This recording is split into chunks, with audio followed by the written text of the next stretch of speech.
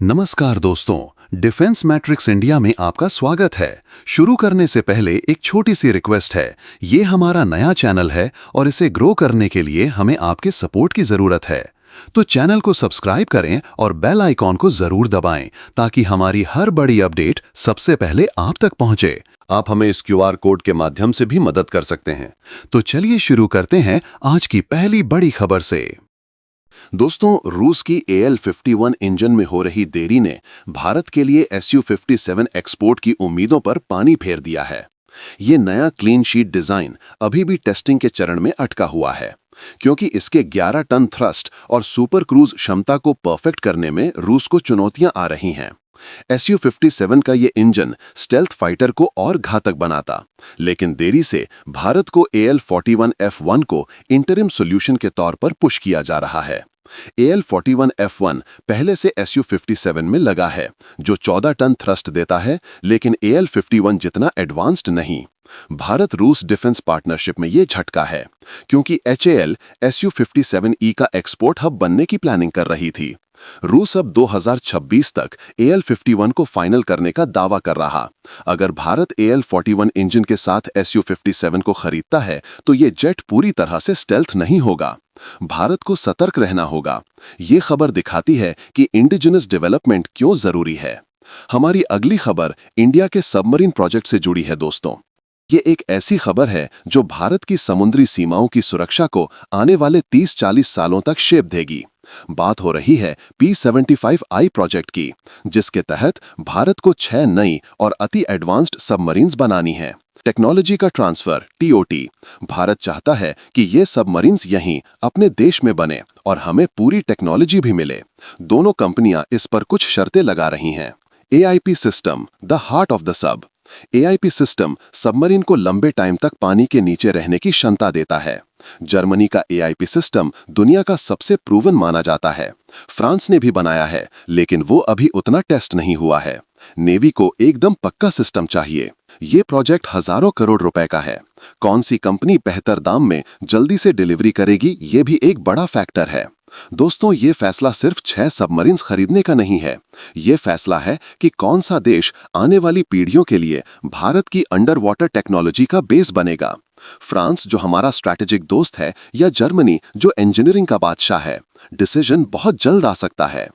अब बढ़ते हैं हमारी अगली खबर की तरफ, जहां भारत की नेवल ताकत को नया बल मिल रहा है। दोस्तों, भारत का LRASM hypersonic missile serial production phase में एंटर करने वाला है, जो नेवल कैपेबिलिटीज को बूस्ट देगा। DRDO का ये 1000 किलोमीटर रेंज वाला मिसाइल स्क्रैमजेट टेक्नोलॉजी पर आधारित है, जो मैक 6 की स्पीड से दुश्मन के एयरक्राफ्ट कैरियर को चकमा दे सकती है। INS विक्रांत जैसे कैरियर से लॉन्च होने पर यह चाइना की साउथ चाइना सी एम्बिशंस को चैलेंज करेगा। टेस्टिंग में 90% सक्सेस रेट के साथ प्रोडक्शन 2026 से शुरू होगा, जिससे 24 मिसाइलों का ऑर्डर प्लेस्ड है। ये मिसाइल सैटेलाइट गाइडेंस और मिड कोर्स करेक्शन से लैस है, जो इंडियन ओशन में स्ट्रेटेजिक बैलेंस बदलेगा। अब बढ़ते हैं हमारी अगली न्यूज की तरफ, जो एयरफोर्स से जुड़ी है। भारत और फ्रांस मिलकर 120 किलो न्यूटन थ्रस्ट का एक पावरफुल इंजन बना रहे हैं। ये थ्रस्ट हमारे तेजस के इंजन से लगभग 2 गुना है, जो AMCA को सुपरसोनिक स्पीड और जबरदस्त फुर्ती मैन्यूवरेबिलिटी देगा। इस इंजन की असली ताकत है इसका FADEC सिस्टम।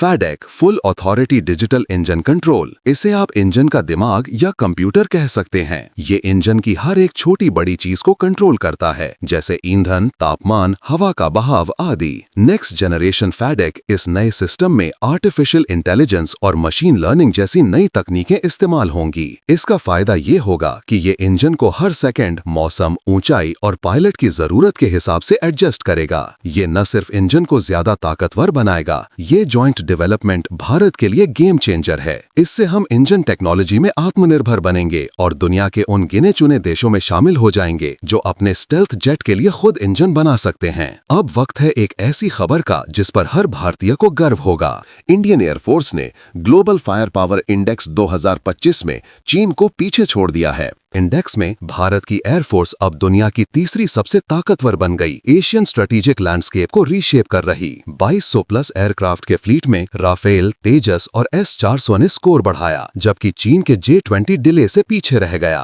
अब भारत दुनिया की तीसरी सबसे स्ट्रॉन्ग एयरफोर्स है, यूएस और रूस के बाद। दोस्तों, ये अचीवमेंट LSE पर चीन को मैसेज है कि भारत अब बैकफुट पर नहीं, फ्यूचर में AMCA से ये और स्ट्रॉन्ग होगी। अब बढ़ते हैं हमारी अगली बड़ी खबर की तरफ। रूस ने भारत को अपनी शानदार BMP-3 infantry fighting vehicle IFV का अपग्रेडेड या उन्नत संस्करण ऑफर किया है।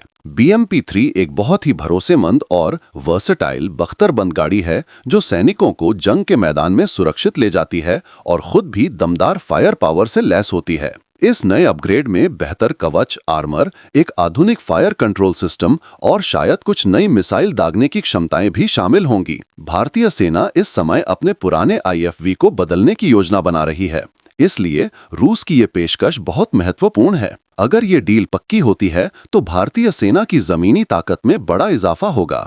अब बढ़ते हैं हमारी अगली खबर की तरफ, जो कि तेजस को लेकर है। हिंदुस्तान एरोनॉटिक्स लिमिटेड HAL का उन्नत तेजस Mk1A अपनी पहली उड़ान 17 अक्टूबर को नासिक से भरने वाला है। तेजस Mk1A में पुराने Mk1 की तुलना में 40 से ज्यादा बड़े अपग्रेड किए गए हैं, जैसे कि advanced electronically scanned array radar, बेहतर इलेक्ट्रॉनिक वॉरफेयर क्षमताएं और एयर टू एयर रिफ्यूलिंग की क्षमता। हालांकि इसके इंजन की सप्लाई में थोड़ी देरी की खबरें आई थीं, पर इसके बावजूद पहली उड़ान भरना एक बड़ा माइलस्टोन है। ये विमान भारतीय वायुसेना की रीढ़ बनने वाला है और आत्मनिर्भर भारत की डिफेंस मैन्युफैक्चरिंग क्षमता का प्रतीक है। और अब बात करते हैं हमारी आखिरी और बहुत ही रोमांचक खबर की। यूरोप की प्रमुख मिसाइल बनाने वाली कंपनी MBDA ने भारत को अपने महत्वाकांक्षी Stratus STRUS next generation missile programme में शामिल होने का न्योता दिया है। स्ट्रैटस प्रोग्राम का लक्ष्य भविष्य की एयर टू एयर मिसाइलें विकसित करना है, जो आज की मिसाइलों से कहीं ज्यादा तेज, स्मार्ट और घातक होंगी। MBDA चाहता है कि भारत इस प्रोग्राम में एक प्रमुख भागीदार की पार्टनर बने। अगर भारत ये निमंत्रण स्वीकार करता है तो उसे मिसाइल टेक्नोलॉजी के सबसे एडवांस्ड रिसर्च और डेवलपमेंट में सीधे तौर पर शामिल होने का मौका मिलेगा। ये भारत की मिसाइल क्षमताओं को एक नया आयाम देगा और टेक्नोलॉजी के क्षेत्र में हमारी ग्लोबल भागीदारी को मजबूत करेगा। तो दोस्तों, ये थी आज की कुछ बड़ी डिफेंस अपडेट्स। भारत तेजी से अपनी सेनाओं को आधुनिक बना रहा है। आने वाला दशक भारत के लिए डिफेंस इनोवेशन का स्वर्णिम युग साबित हो सकता है। अगर आपको वीडियो पसंद आई हो तो जरूर लाइक और शेयर कीजिए। आपका एक सब्सक्राइब हमें लगातार मोटिवेट करता है। फिर मिलते हैं अगली डिफेंस अपडेट के साथ। जय हिंद।